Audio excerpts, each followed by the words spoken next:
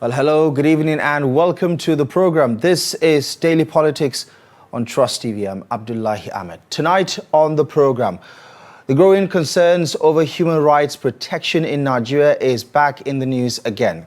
Calls for the release of activist Omoyele Sowore have dominated public discourse after his detention under dramatic circumstances by the Nigerian police in Abuja this week. The police say Sowore was held for failing to make a statement during an investigation, but images showing him with a broken arm, or what appears to be a broken arm, has sparked outrage, with Amnesty International and prominent politicians demanding his immediate release. Well, tonight we're going to spotlight this growing phenomenon, what it means for Nigeria amidst concerns about growing intolerance due to political commentary. We'll be joined in the conversation by the country director of Amnesty International, Sanusi. But to set things in motion, here are the latest developments around the welfare and the well-being and the conditions of activist and politician Omoyele Sowore during a media outing organized by the police to give an update on his current detention. Have a listen. Just as you said, the two petitions against Omoyele Sowore were shown to him in the presence of those two lawyers I mentioned, right in my presence. One bordered on forgery of police documents, which he published online. And we all know the position of the law. It is your duty to provide the source or how you came about a forged document. That is one. That petition was shown to him. Then the second petition has to do with cyberbullying regarding false allegation. So the two petitions, as I've stated, were shown to Omoyele Sowore 2 days ago, right? In the presence of his lawyers. But where the issue now is, he refused to make statements in the presence of his lawyers. I've been expecting this nonsense from them since I was attacked yesterday morning by 6 a.m. They even came here. And I know that the next thing they will do is to try and bring the press to create the impression that I'm doing fine. Are you getting my point? There is no basis for my arrest in the first place. There's no basis for my attack in the first place. There's no basis for any citizen in Nigeria to be arrested by the IG because the IG feels threatened by the legality of the position. This shows to you that Nigeria is headed by headless people. Well, defiant is one particular word that easily comes to mind when it comes to the thoughts of politician and activist Omoyele Sowore, who is currently still in detention, by the way, despite that media appearance. But of course, he does appear to have his right arm wrapped in what appears to be a band-aid. But of course, he is in that particular bit asking for the right to be released because he says his arrest has no basis whatever under the law because he has done nothing wrong. But you've also heard from the police representative there speaking about the allegations or the charges leveled against him and his unwillingness to cooperate with the police. But we're going to spotlight some of these issues and the larger backdrop, the one that tells a much darker story around the relationship between authorities and the people's rights to express their views and opinions. Well, let's have a quick look at this graphic that tells a story about the most recent encounter between Nigerians and the powers that be when it comes to dissent and all the issues around. Well, let's talk about professionals, right? Because recently, a body of journalists has talked about how there is a growing concern around the safety and security of professionals to be able to do their job. So we can go down the laundry list of people who have been detained, intimidated, or face the wrath of the law when it comes to their line of work. Well, journalists, we have Daniel Ojukwu of the FIJ, abducted, held incommunicado over cybercrime charges. Segun Olatunji of First News, I remember that one, last year, detained in underground cell after his critical reporting. daily fashion of Galaxy TV assaulted, forced to delete footage during a protest coverage. All of this happened last year. Kasarachi Aniagolu of The Whistler arrested while covering a police raid. At Chadwa, beg your pardon, Idibia, Kaduna-based journalist detained over local report on a Hajj camp. Godwin Sa of the Daily Sun beaten, photos deleted while covering a protest. Precious Eze, a blogger, picked up from a home and also detained by the authorities. Madu Omwara of Global Upfront was also detained over investigative reporting. The ICR journalists Ayeton and Akeushola detained and their equipments were confiscated by the authorities. Wisdom Okezie, Ayomide Eweje and another of Alimosho today were harassed by the police, and of course there were no charges associated with that incident. Dejuwong Shoyinka, a former BBC staff, was detained by the DSS and passports were seized. What about just regular folks, citizens? I remember the End Bad Governance protest. Well, that encounter left much to be desired from the actions of the Nigerian police, where detentions were pretty much rampant. Underage teenagers were in fact charged with treason. We all remember that last year.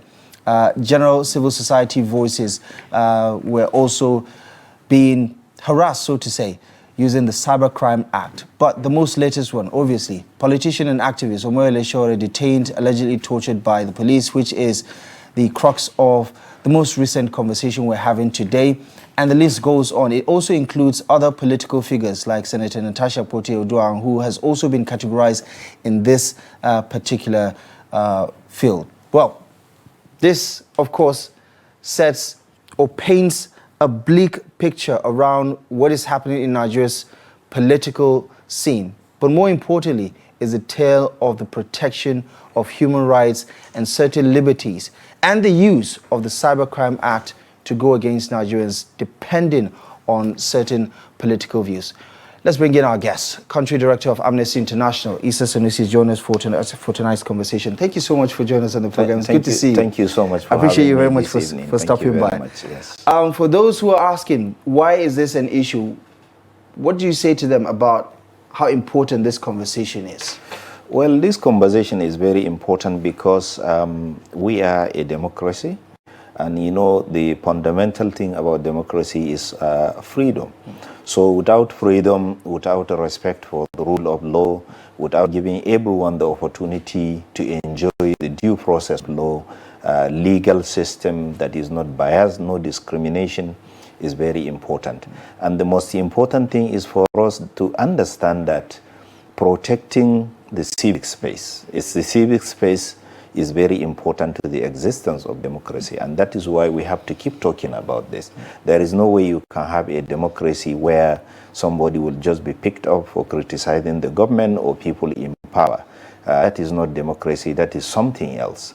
There is no way you can have democracy when journalists can be harassed, can be intimidated, can possibly be arrested sometimes, and so many things. And that is why it's very important for us in the civil society to continue to talk about these things, because without those freedoms, we don't have democracy. And you know, this democracy does not come on a platter. We earn it. Many people put their lives on the line. Many people died. Many people were killed. Many people were disappeared. And those people, we know them. We have a record of them, including journalists that were killed, so that we can have what we are enjoying now. That is why it's very important for us to protect this freedom. And we will never give up. We will continue to do our best to make sure that the civic space is protected and we continue to have the freedom that was given to us, not by somebody as a good gesture of goodwill, but by the Constitution of Nigeria and international law. Right. And what can you tell us about the current trend in Nigeria or phenomenon? What has been happening over the last 2 years? Well, a lot of horrendous things are happening. Now, first of all, let me start with journalists and the media. We know a list of journalists, about 11 I can tell you, that have been subjected to either arbitrary arrest or harassment or intimidation. We know a number of people that have been arrested and held unlawfully. And we also have cases whereby people just express opinions on social media and they get arrested. And we also have cases whereby when people attempt to gather peacefully, and that is very important because peaceful assembly is part of the fundamental human rights, and people who are subjected to all kinds of atrocities, including extrajudicial execution and injuries. So these are the sum of just a few of the things, and it's really scary.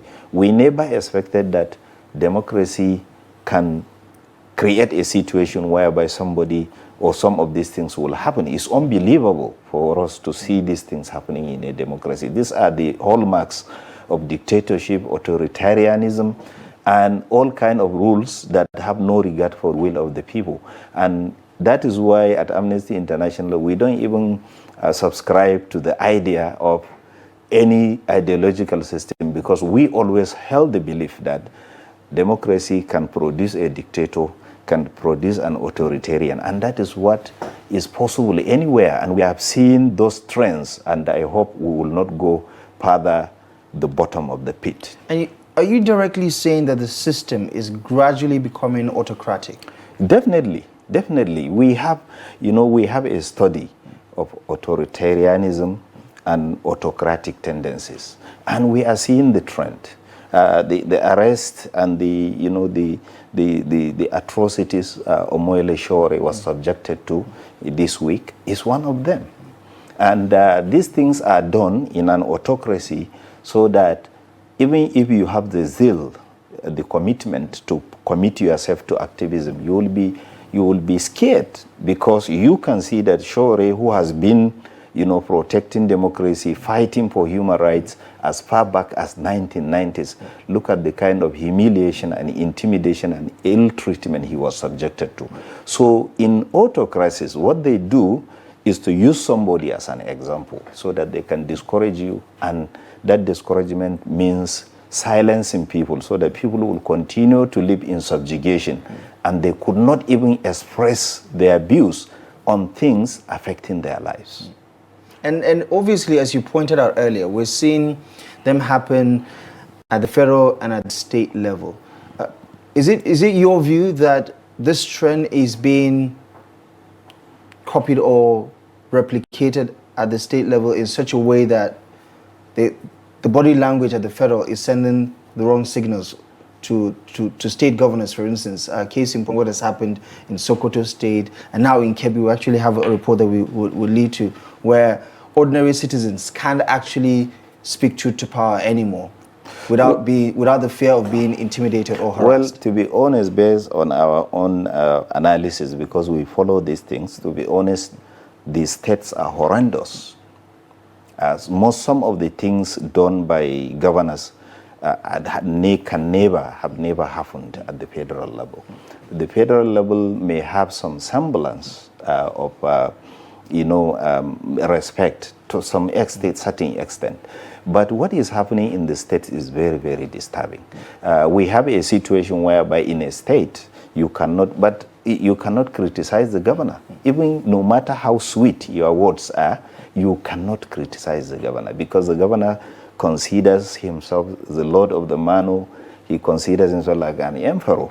And that is what we saw in Niger State, whereby a governor came out and pronounced in public, without any sense of decency, that he is closing down a whole radio station.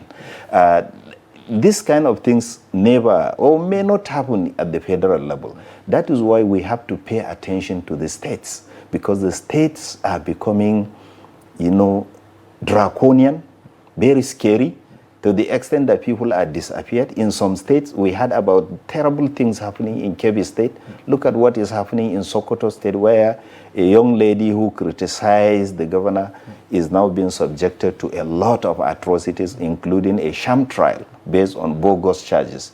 So we have to pay attention to the states. We have to pay attention. I believe that the governors are terrible, and what they are doing is unlawful. and they have to understand that they are not emperors. They have to listen to the people, and their critics are not their enemies.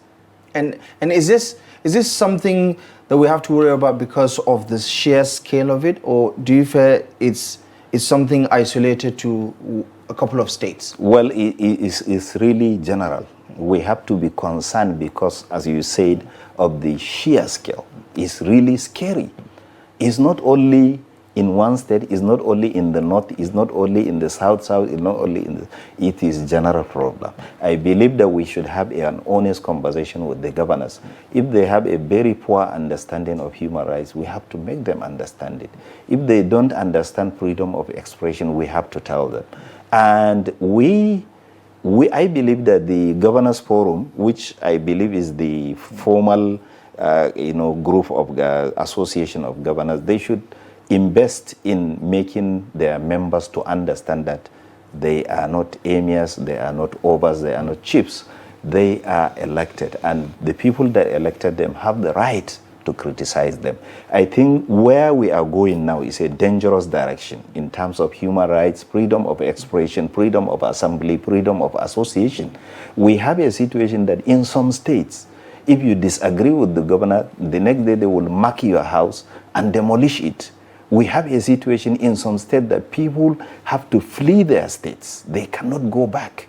Therefore, this is very scary. Even if the federal government is different or to a large extent more respectful, but the states are really getting out of hand, and we should all be concerned about that because that's where the people are.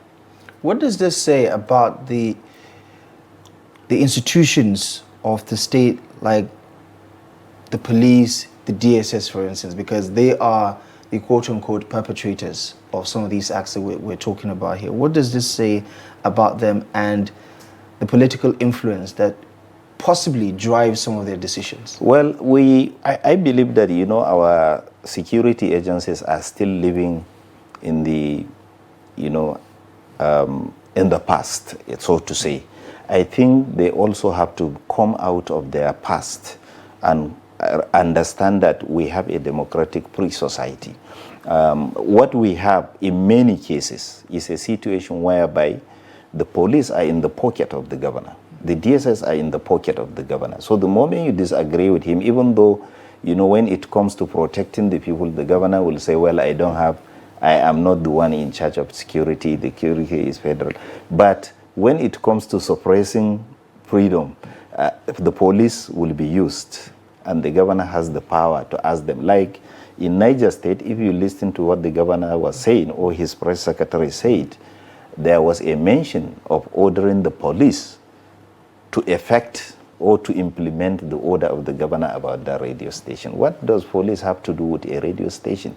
Therefore, the police have to understand that according to international human rights law, they will be held accountable for following or implementing unlawful orders. And international law has a protection for them when they refuse to obey unlawful orders. And unlawful order is when a governor asks you as a police commissioner to go and arrest somebody just because that person said that the road he built last week was washed away by a heavy rain. It's not a crime. It's a matter of, argument is a matter of respect for the right of others. And the DSS too, they have to know that their responsibility is to protect the society, provide the needed intelligence to protect us and make us live peacefully without the fear of being either killed or attacked by some people. Therefore, their duty when they are posted to those states is not to go and become like beggars at the desk of the governor. They are supposed to work. They are supposed to protect Nigeria. Therefore, we also have to pay attention to them. That is why I said that the problem we have is multifaceted. It's something that we really should be worried about. Let's talk about the parameters of the law. The Cybercrime Act, for instance, has become the go-to weapon, so to say, to charge political, commentators, bloggers, journalists, activists, people in the civic space, for instance. Is there a misrepresentation or a deliberate attempt to use this particular provision of the law to go after dissent?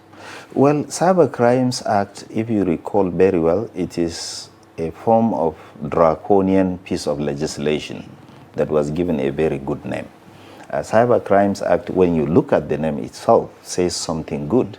But at the end of the day, when you go deep inside, you know, as they say, the devil is in the details. So when you go deeply inside it, you realize that it contains so many provisions that were even contrary to Nigerian constitution. And those provisions, those evil provisions, in my own words, have to do with suppressing the freedom of expression. So the danger with the Cyber Crimes Act is that it can be manipulated. Some words in that piece of legislation are vague to the extent that they are open to interpretation. Any kind of interpretation. I can say that you have said something and that thing had lowered my public esteem.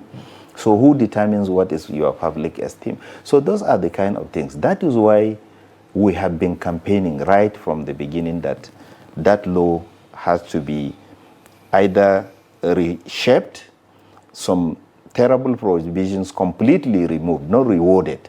And we also have to know that that piece of legislation is also becoming a dangerous piece in the hands of people who are against freedom, because they are using it to arrest people, they are using it to prevent people from criticizing them. Therefore, we know that journalists are particularly at danger because that piece of legislation has been used to arrest a number of journalists. I can name them, but a number. And that is why we are saying that that Cyber Crimes Act has now become a tool of operation, a tool of repression, and it must be discarded. It has to be given the right name. It is not about fighting cybercrime. It is about using law to suppress freedom and prevent people from criticizing the government. And I want to tell you something which is very important. You know, Nigeria is a very influential country, especially in West Africa and other, you know, across the continent. We made some findings and we realized that Sierra Leone, when they wanted to also, they saw an example. When they saw the Cyber Crimes Act, the Sierra Leonean parliament picked that legislation and they adopted it word by word. The only difference is where they say Nigeria, they put Sierra Leone there. So you can see the danger. What Nigeria has done is now having a ripple effect on other African countries, and that is very dangerous. That is why we all have to add our voices to make sure that that piece of legislation is either completely discarded or reshaped in a way that all the provisions that gag journalists, gag the media, gag people from expressing opinions about those in power are completely discarded, because there is no way you can have democracy when people cannot have their say. Is there a conversation right now about that when it comes to revisiting this piece of legislation? Well, there were some changes that were done, but we believe that those changes are not enough. I wish I came with the piece of law, would have gone through it, but I don't think those some of the amendments that were done, I think it was last year or year before, is not enough. We have to completely do away with that legislation or remove those portions that are dangerous. And we all know those portions that are dangerous because they have set a trap for people to the extent that when somebody steals public funds, you cannot say it. He will just use that. And we have to make it very clear that democracy does not allow anything that prevents people from expressing their opinions is completely lawless, and it can never be law. Therefore, we have to add our voices to make sure that we pay attention to how the cyber crimes has now become a tool of operation and repression. Right. But what do you make of the body language of the National Assembly?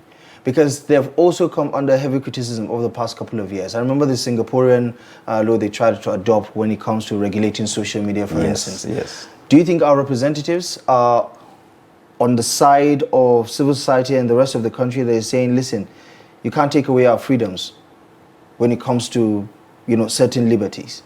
Well, I don't want to generalize, but I don't think I have a very good, you know, opinion about the National Assembly. I don't think I have, and I don't think many people have. So many people call them rubber stamp and all that, and those things are true. So many things they should have done the right way, they should have scrutinized, but it's so unfortunate that they are not doing their jobs very well, honestly. If they have been doing their jobs in the first place, the cyber crimes, things like the cyber crimes shouldn't have even happened, because these people are politicians, and we always believe that the lawmakers are the closest to the people.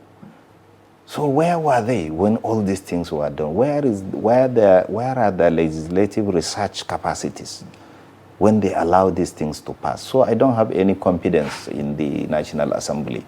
But since they are our representatives, we cannot throw them away. We have to put pressure on them, and we have to keep pushing them, identifying those who are supporting draconian things, and making sure that we put them on the spotlight until they back down, because that is what democracy is all about.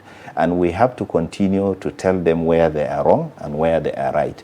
But in terms of these laws, I believe that they are completely wrong, and they have the duty, they have the opportunity now to change things. And are they, do you get a sense from your interactions, from some of the engagements so far, do you get a sense that representatives, senators, are keeping an open mind about where they could go wrong, or their understanding of what is right and wrong? Well, our democracy is copied from America. And America has been a democracy for over 200 years or something. The model we have does not correspond with our reality.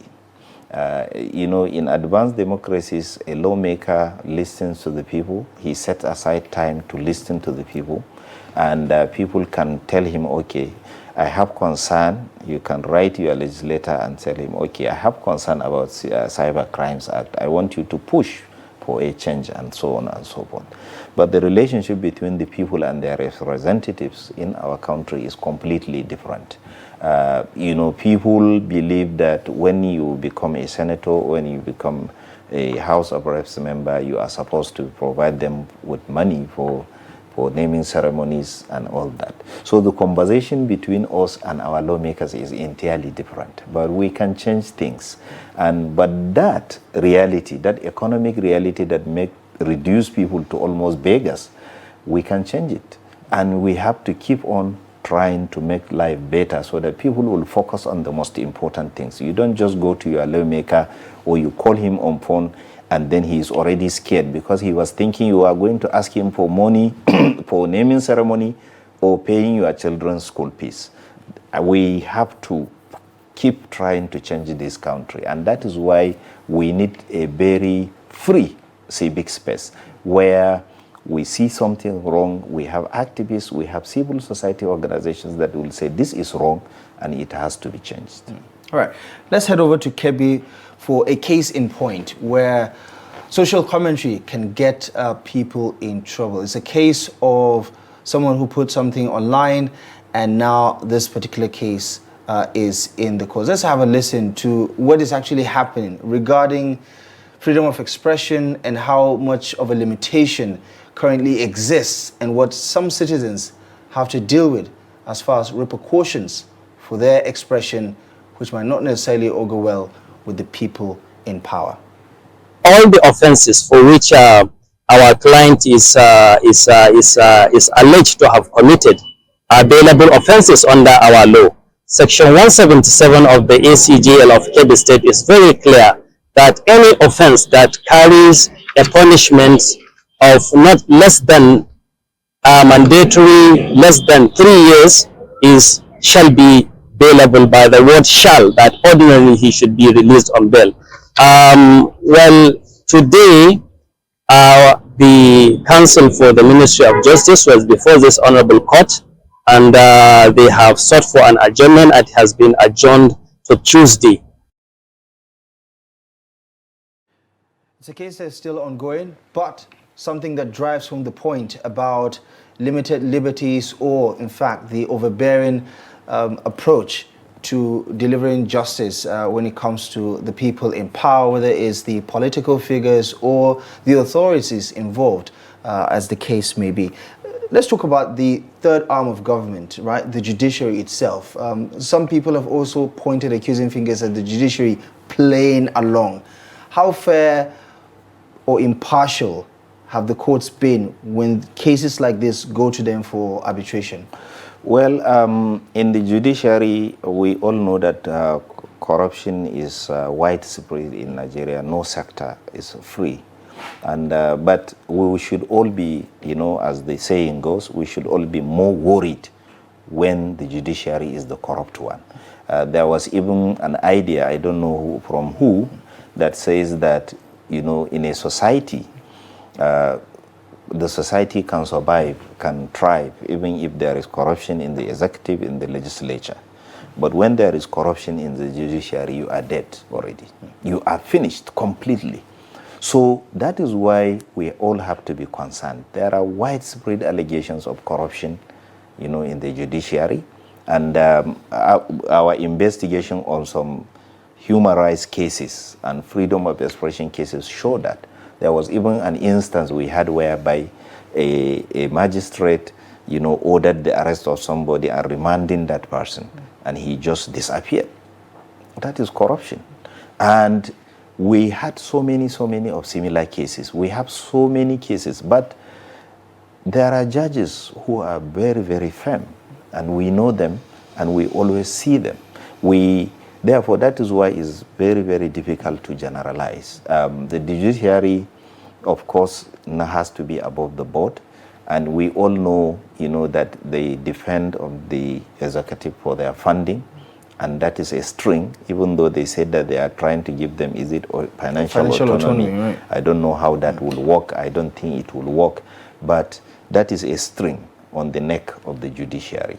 Therefore, the judiciary is also burdened by, you know, poor investigation capacity of our security agencies, which kept hundreds, thousands of people on waiting trial. So the judiciary has the most central role in dealing with these cases relating to human rights, relating to freedom of expression. Unfortunately, the judiciary has its own problems, and corruption is one of them. Allegations, serious allegations of corruption, and the problem of playing along with the judiciary, with the executive, because no judge, you know, not many judges will want to be in an open disagreement in terms of how he delivers judgment or handle cases with the governor or something like that. So the judiciary has to be protected. We have to make sure that the judiciary is truly independent in every sense. And those judges that are identified, you know, to have been corrupt, they have to be punished very severely, and they have to be flushed out of the system. So the judiciary, what I can say about them is that they have to know that, you know, anybody can afford to be corrupt. So I'm sorry to say that. Anybody can, but corruption in the judiciary is a killer. Therefore, they have to be upright. They have to stand for the people. They have to stand by the law. And we have to continue to pay attention to what is happening in the judiciary. Because, for example, what politicians are doing and whatever they are doing, it's very easy to say this politician is corrupt, this politician is a thief. It's very easy. But when it comes to the other arms of government, they are not as open as either the legislature, where you will see them debating, you know. So we have to make sure that we pay more attention, because if we don't have people paying attention, we will continue to have such situations whereby somebody will be arrested, even a bailable offense. Right. For even a bailable offense, somebody will be held unlawfully. And those judges that committed those things, they have to be identified, and they have to face the law themselves. And that's quite telling, isn't it, about what is happening in that particular space, when the courts that are supposed to be the last hope of the common man become a part of the tools used to suppress freedom of expression and certain liberties. But talk to me about, you know, the understanding of average Nigerians about the laws, about their freedoms, because we know that most laws are not absolute. So freedom of expression, for instance, there are limitations to what you can say, especially when it comes to facts about, because we also have libel laws, right? We also have laws protecting other people's reputations and the image.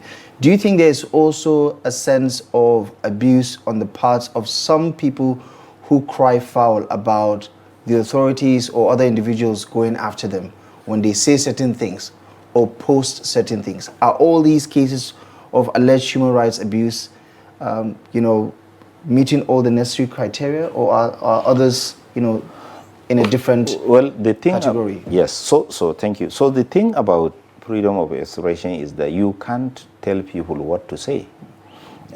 We know all about decency. We know all about, the truth. And we know all about, saying things in a very decent language. So most of the things that were considered to be offensive are not offensive. And even under the law, they are not. But what we are saying is that if somebody, for example, posted something on social media and said that so-so governor is useless, there is nothing offensive about that. Or he say, okay, this governor constructed a road worth 100 million naira, but after a heavy rain, the whole road was washed away. That is not offensive, and that is not something that should be considered to be unlawful. We believe that the law, there is law for everything in Nigeria, everything. So if you realize, or if you think that what somebody said about you as a politician or as a governor or whatever is against the law or is defamatory, you have to allow the law to have its process. But for you to use the security agencies to arrest somebody and hold him unlawfully, that is wrong. And is there a normalization of that now? Yeah, that is governors' that is the norm. Attention could be drawn to anybody's post about what they're doing. Exactly. That is the norm, because they think that they are above the law. They think that nobody should criticize them. They are our lords, but they are not. And that is why we are having this problem. They have to know that the younger generation of this time have access to the internet and they have access to information. They know what is happening all over the world, and they can be able to compare a terrible leader with a good one. They can see example of good leadership 10,000 miles away and compare it with the terrible person leading them at home that could not provide them with water, could not provide them with a good road, could not provide them with electricity, always telling them lies. So people have access to information now much more than like maybe 20, 30 years ago. And that is a game changer. And that is why anybody in the position of leadership now has to understand this reality and work with it. You don't just think that people don't know what they are doing or they cannot challenge you. You have to be ready to answer for your actions as a leader. And do you think political figures are increasingly feeling threatened by this democratized social media space where, just as you said, people have access to more information, and beyond that, they also have access to other people that they can speak to via a post, for instance? Exactly. And that's why they tried through this National Assembly so many times to do the social media bill. It failed. But it came through the back door, through the Cyber Crimes Act. The attempts in the past to bring in the social media bill is just enough evidence to tell you that they are not happy with the reality we have now. They wanted to regulate the social media. It did not work. And we always believe that they will never give up. And that was why even last year there was an attempt to regulate civil society organizations in Nigeria. And that was also not the first attempt. So there are 1 or 2 or 3 attempts to regulate the social media. And the aim is to gag the space, to control it, so that if you are telling lies, for example, saying that, okay, this governor has transformed his state into an El Dorado or something like that, or into Dubai or something like that, nobody will tell you that you are telling lies. But when you say this governor is corrupt, terrible person, useless, they will arrest you. So it's not about reality or the truth. It's about, forcing people to be silent, completely helpless in a sense, because when you deny people the right to express their opinions about you, then you are not a democratically minded person. You have to allow people to do it. But we believe that the people have the power to stop anybody from controlling this cyber space, which allow people to get information, share information, debate about the issues. And we have to continue to protect that space because it is consistently under threat. And do you get the sense that they're going to keep trying to find a way, a backdoor, to regulate social media? Definitely, and we have to be very vigilant. We believe that it will continue to come again and again. If you monitor the news very well, you realize that we have many points where when leaders are talking, many prominent politicians are leaders. You know, I don't have the names right now, but we have been documenting that always when they get the opportunity and they will say that, you know, we have to be responsible in using social media. You know, the social media space is dangerous, is this and this. They never say that poverty is more dangerous than social media. I believe that that should be the focus.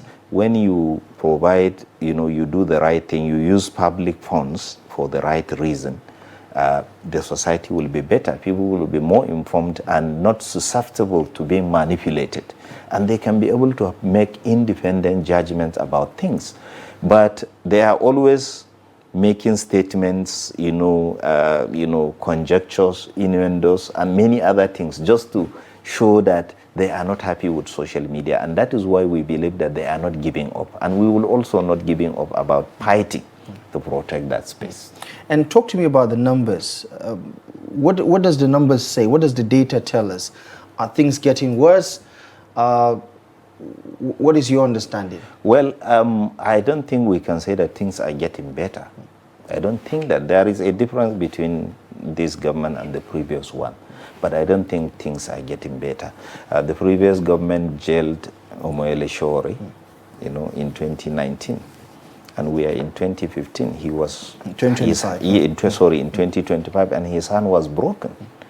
So just those two instances show you that nothing has changed. Definitely. Nothing has changed. Therefore, we have to continue pushing. We have to continue saying that we cannot accept lawlessness, and our right to freedom of expression, our right to freedom of assembly, our right to freedom of association and movement must be respected, because these are innate fundamental human rights. They belong to us because we are human beings. And it's, speaking of Shore's situation, I mean, obviously, sadly for him, this is not necessarily a new experience. But is there anything peculiar about him? Because he has also become sort of single-minded about the Inspector General of Police, for instance. One would even say that it appears that they have a personal beef, so to say, when he talks about his position and, his role as the IGP, because he doesn't believe that he's supposed to be in that particular position. Do you think the institution now has a personal axe to grind with Omoyele Sowore? Well, yes, definitely, the way things are going, they are taking a personal turn. But on the side of Omoyele Sowore, this is somebody that I know, and I know him, even before I met him, I know him, I read about him, and I know him. So I don't think he has anything personal against anybody. I think the things, we have to focus on the issues, the illegalities he is talking about. And all the things that he called illegal are truly illegal. And nothing can make them legal. And we have to focus on that. And I believe that what he has been doing is just activism. And he has the right to do it. He was never saying that give me a contract or make me the chairman of so lucrative organization or give me some money to go on holiday somewhere in the Bahamas or something like that. He is not asking for those things. He is asking for better Nigeria. He had never, you remember, we have to talk about the real issues. Some weeks ago, he participated in a peaceful protest for the rights of retired police officers whose pensions are ridiculous and completely unacceptable. 40,000, 30,000 for somebody who spent 30 years, because they have a system of pension that completely renders police retirees beggars. And he led that. So there is nothing personal. And I don't think anybody can say Sowore is doing that because he has interest his interest is public interest. And retired police officers joined that protest. He joined them. Therefore, if you look at the trajectory of his activism right from 1990s up to date, he is somebody who is committed to better Nigeria. He never has anything personal against anybody. If they decided to turn it personal, that is their own shortcoming. And we have to keep focusing on the issues. Those things that he said are illegal are truly illegal, and nothing can make them legal. If they make those things, if they do away with those illegal things, I don't think he will talk about them again. I don't think, any personality matters to him. What matters is Nigeria, the rule of law, and we have to protect our institutions. There is no way we will just sit back and watch while our institutions are being destroyed through manipulation of the law and completely discarding the rules of the game in the middle of the game. We have to continue that, and that is what Sowore's activism is all about. Your organization, alongside many others, have had to commemorate the 6th anniversary, 6th-year anniversary of the disappearance of Daddy Yatta, someone who is quite popular on social media for his political commentary and criticism of the powers that be. I mean, it's one of those sad situations where people are still struggling to wrap their heads around the reality of the situation. What more can you tell us about this mind-boggling disappearance that to date remains a mystery? Well, on Saturday we met in Kaduna, and we met with his family. And by his family, I mean his wife, his brothers, his sisters, and his extended family, and his brother as well. And you remember 6 years ago, he was taken away by gunmen. And what we believe is that the government has a responsibility. We are not saying that the government is responsible, but the government has a responsibility. If you say that Daddy Yatta, we all know he was very critical of some politicians, prominent politicians. He was very critical of some governors. He was very critical of Nigerian government. And he has a political affiliation. And he was picked up from his home by gunmen. And up to now, 6 years on, there was no any news about him. There is no investigation. There was no attempt to investigate. There was no any effort to tell his family, okay, this is what we have done. And that is our problem with Nigerian government. What happened to Daddy Yatta is mostly something that happened in societies where there is a lot of lawlessness. In failed or chaotic societies, whereby, apart from the state, you have the non-state actors also perpetrating all kind of things. And we always believe, and many people believe, that Daddy Yatta's abduction may have a very strong connection with his criticism of politicians and the government. And that is why we said that the government has a responsibility, because enforced disappearance, that is what happened to him, disappearing somebody and saying nothing about him, is a kind of terror that is used to silence people in the society, to spread fear. Because if people want to be very outspoken on social media and they remembered what happened to Daddy Yatta, they will back out. And that is why it is used to harass people. But the government has not said anything. But this week, when we met, we asked the president, President Bola Tinubu, to do something different from the previous government, investigate, and tell the family, okay, this is what we have found, this is what we could not find. I think that will be very helpful, and that will show that we have a government, we have an authority, not just, a collection of people awarding contracts and appointing people here and there. Right. If the fear factor is the expected impact on the public, I think it's safe to say that it hasn't worked, because a lot more people are still very critical about people in power. Definitely. Well, Mr. Sanusi, thank you so much for a fantastic analysis. Much. I appreciate you very much for stopping by the program. Thank you so much for having me. Thank you very much. Yes, thank you. That is our show for you tonight. Thank you most kindly for joining us on Daily Politics. We will be back next week, Monday, live and exclusive as always on Trust TV. Until next time, I'm Abdullahi Ahmed. For myself and the rest of the team, thank you for joining us. We'll see you soon.